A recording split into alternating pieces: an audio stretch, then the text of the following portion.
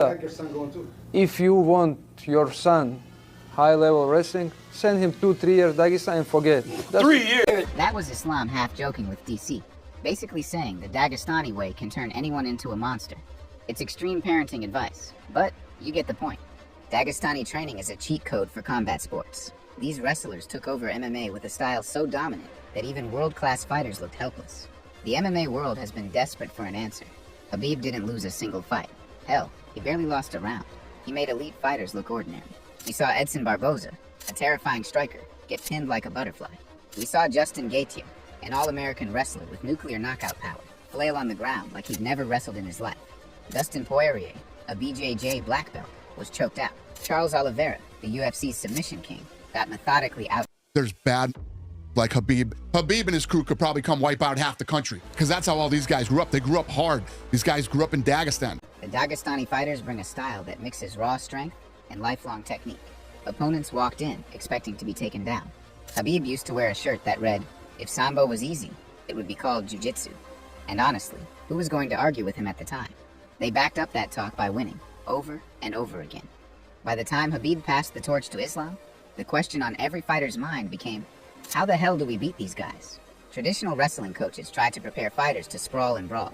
BJJ coaches tried to devise new guards or submissions off their backs. But nothing worked. The Dagestani grip was too tight. Their wrestling became MMA's biggest unsolved puzzle. It's like every challenger comes with a different key, and none of them fit the lock. Until Craig Jones started tinkering with a different key. Craig Jones might be the most unlikely figure to ever disrupt MMA's elite. A lanky Aussie with a mullet and a mustache, walking onto the mats in flip-flops, cracking jokes, then casually wrapping world-class grapplers into knots. That's Craig, a jiu-jitsu genius with the swagger of a stand-up comic. He's branded himself second place, trolled steroid culture with fake instructionals, and once said the key to success was the Goldilocks zone of autism and steroids. If you have the right mix of autism and steroids, you are guaranteed, 100% guaranteed, to become a world champion. But beneath the antics is one of the sharpest grappling minds alive, a two-time ADCC silver medalist and leglock pioneer who has submitted legends like Chael Sonnen. Craig studies tape like a forensic analyst. By 2019, he was a legend in BJJ circles.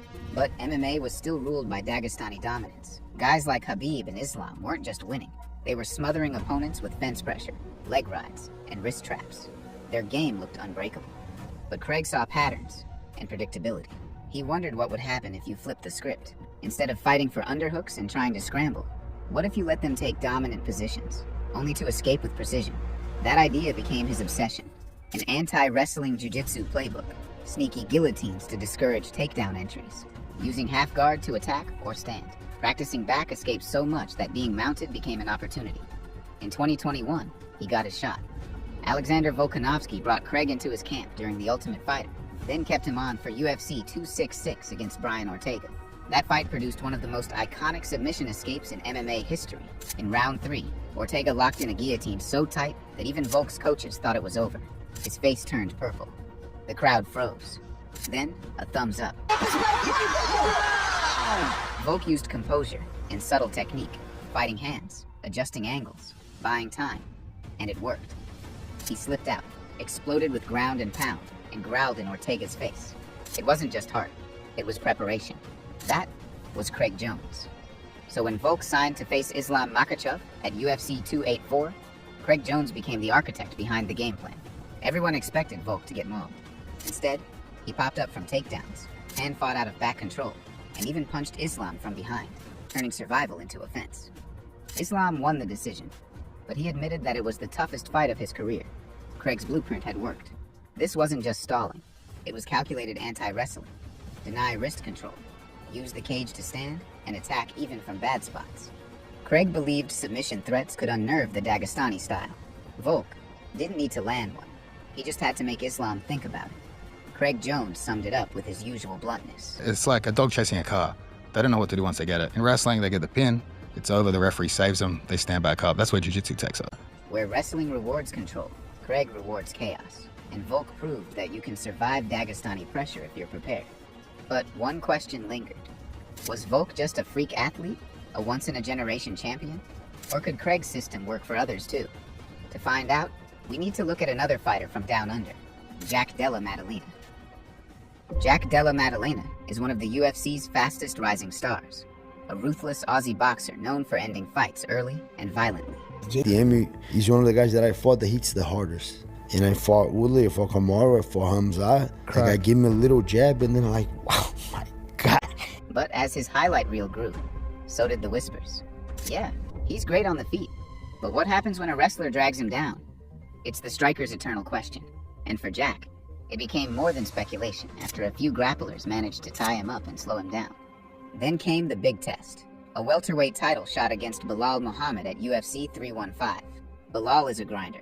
Undefeated for years, he's a pressure wrestler who breaks opponents with top control and cardio. Not flashy, just relentless. A mini-boss version of the Dagestani style. And to prepare for him, Jack brought in a secret weapon, Craig Jones. Once again, the jiu-jitsu troll was in the war room, fine-tuning the anti-wrestling plan. Most fans expected Belal to drag Jack into deep water. Instead, Jack flipped the script. From the opening bell, his takedown defense looked levels above what we'd seen before. Every time Belal shot in, Jack widened his stance, dug underhooks, circled off, and made him pay with stiff jabs and body shots. It was clean, confident, and precise. Belal kept trying to push Jack to the fence. Chain wrestle, control, nothing stuck. When he shot from too far out, Jack made him pay. One moment said it all. Belal dives in for a takedown, and Jack hits him with a knee that cuts him open.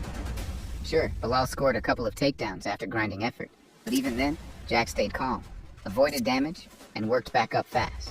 As the rounds passed, Jack's confidence surged.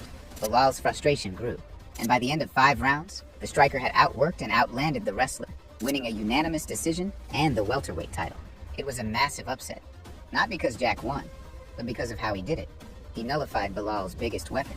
And suddenly, the MMA world was asking a new question. Who else is Craig Jones coaching? Jack gave credit where it was due.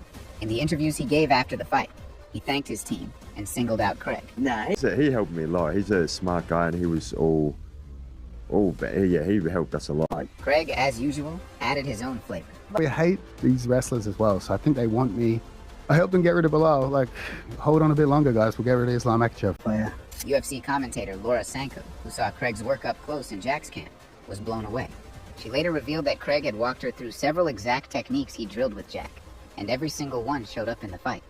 She didn't mince words. I'm definitely on board with the idea that Craig Jones is the key, the anti-Dagestani wrestling key. Twice now, Craig had taken world-class strikers and prepped them to survive, and even thrive against elite wrestlers.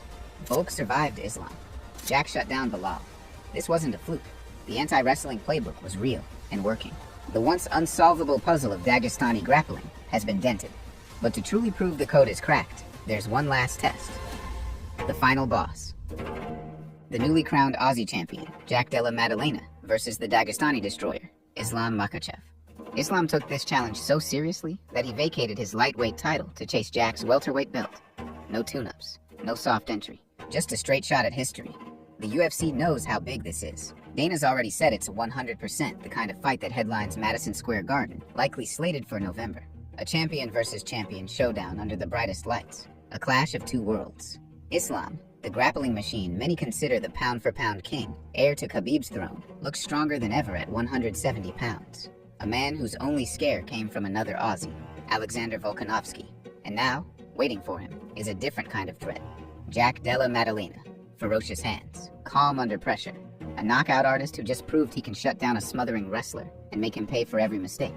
And, behind Jack, the same secret weapon that helped Volk push Islam to the edge, Craig Jones. This is Craig's brain versus Dagestani brawn. And you better believe he's cooking up a plan. How do you think the fight against Islam goes? I think it's a super difficult fight for Islam, this one. According to Laura Sanko and Craig's past interviews, Jack's toolbox is already filling up. A guillotine is ready if Islam shoots sloppily, slick footwork to avoid the fence, immediate stand-up strategies if he gets taken down, even leg lock traps in case Islam overcommits in a scramble. Craig has studied Islam's habits like game film. He knows the leg rides, the transitions to back control, and the pressure patterns. And rumor has it, Jack's been starting every round in terrible positions, like with D1 wrestlers on his back, just to simulate the chaos Islam brings. It's not about avoiding the grind, it's about flipping it. Of course, Islam's not sleeping on this. The Dagestani camp is watching closely. They've seen the Belal fight. They know Craig Jones will be in Jack's corner. Expect adjustments like sharper striking setups to close distance, more feints, and urgency in submission chains. If Jack overextends on a guillotine, Islam could pass, clamp down a mounted arm triangle, and make him pay. This is a tactical chess match, played at full speed. Craig might have cracked the code, but the final answer gets written in the cage.